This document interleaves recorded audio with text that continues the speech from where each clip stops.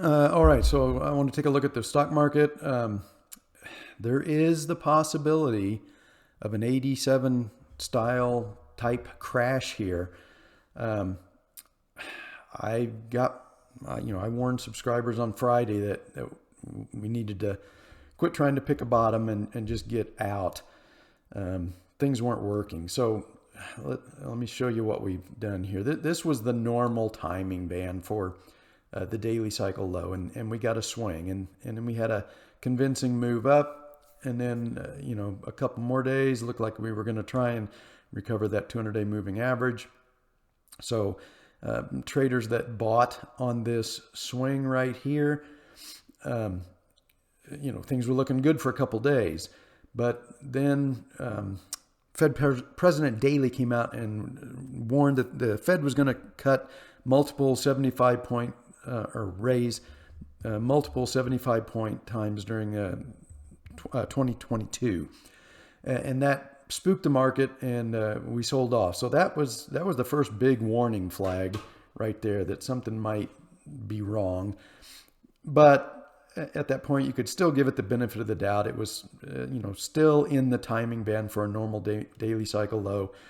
But then we get some follow through, and then we get another bounce, and then give back again, and then we get another big warning flag that something's wrong, and that is that we get this undercut of this intermediate cycle low. So at this point, even though it didn't close below it, we're dealing with a failed intermediate cycle at this point.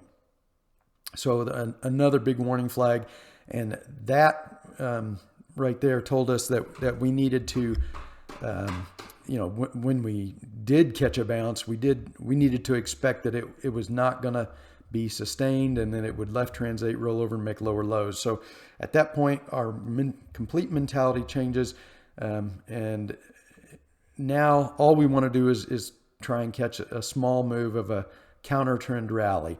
The trigger event, so another potential bottoming was the trigger event was the FOMC meeting, and we got a big rally here. Looked very convincing. The odds were very high that this had marked the bottom of the daily cycle, and we were going to get our rally. Again, we would still expect it to fail. So, at best, maybe it comes up and tags the 200-day moving average and then turns back down again. But then, another big warning flag in that the next day it was all given back again. So this just does not happen in a bull market, let's say.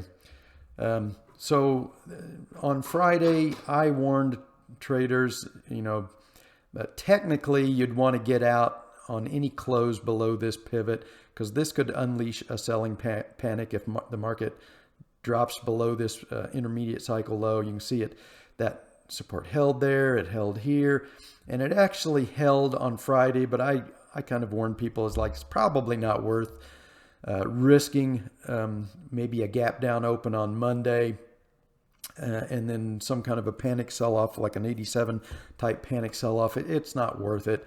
You can just wait for another swing or something. You don't, at this point, you don't have to catch the exact bottom, but you do have to avoid a crash if it were to happen. And since nobody had a crystal ball on Friday, the best option, and what I suspect almost everybody did, was just to go ahead and sell, even though we didn't actually close below this pivot here.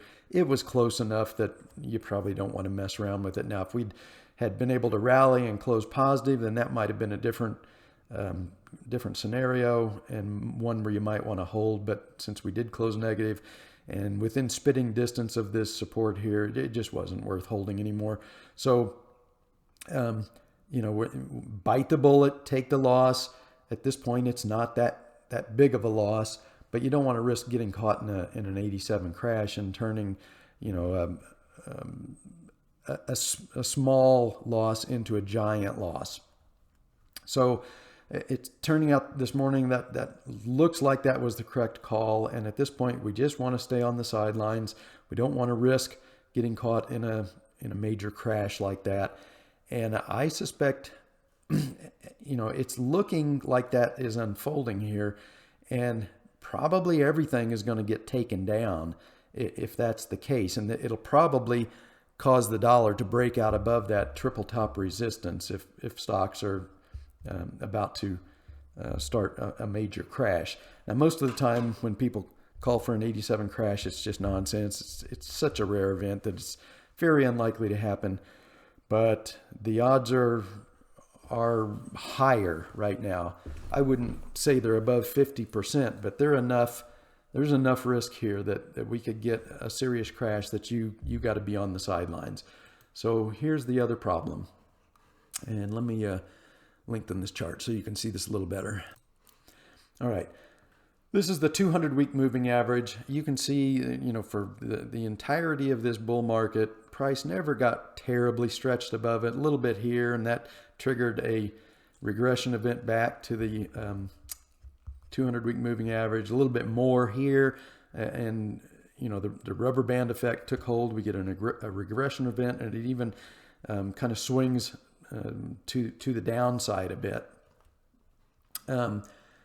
At this point, we just got obscenely far above this 200-week moving average, and we didn't transition into the bubble. Now, there's always a possibility when you get something like this that it transitions into a bubble, and I was going to give it the benefit of the doubt earlier in the year, but it didn't happen. The Fed started talking about QT and raising interest rates, and I think that was enough to stop the rally.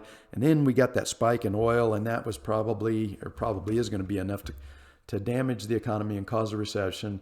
And so I think the stock market is starting to, two things. It's starting to discount that coming recession, and it's also the regression event has started. The rubber band just got pulled way too far to the upside here, and now price is trying to come back down to this 200-week moving average, and based on how far above this moving average it went, it could go below it just like it did here at this 4-year cycle low.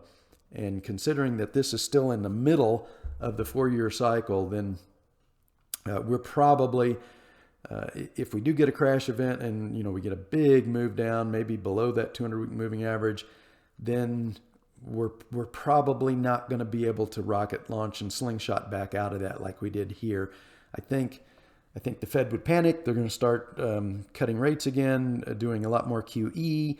But I think that liquidity is going to go into the commodity market instead of the stock market. So we're going to get a bottom, but we may not get this again. We may get a bottom and then a churn that could go sideways all the way into 2024, which is when the next 4-year cycle low is due.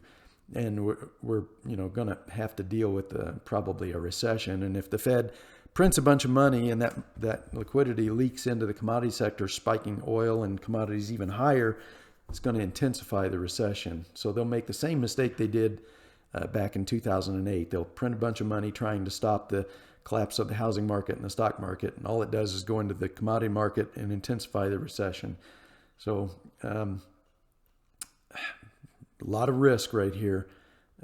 Potential for an 87 style crash. If we do get a crash, could come down to as far down as to test this 200-week moving average, maybe even go below it. And then once it's done, I think it's going to take time for the recession to work its way through and then come out the other side. And during that time, any liquidity by the Fed is probably going to pump up commodities and not stocks. But in the meantime, everything I think is going to get hit here. Eventually, we're already getting hit in the metals, but I think energy and the energy stocks are probably also going to have to fall. They are also, I'll just take a quick look at those, but they're also way too far above their 200-day moving average. So here's the 200-day moving average. So you can see we got a lot of white space that needs to be closed here in the energy sector as well. So I suspect that even the energy stocks are going to get dragged down here if we're entering a crash event. And there is extreme risk that we are.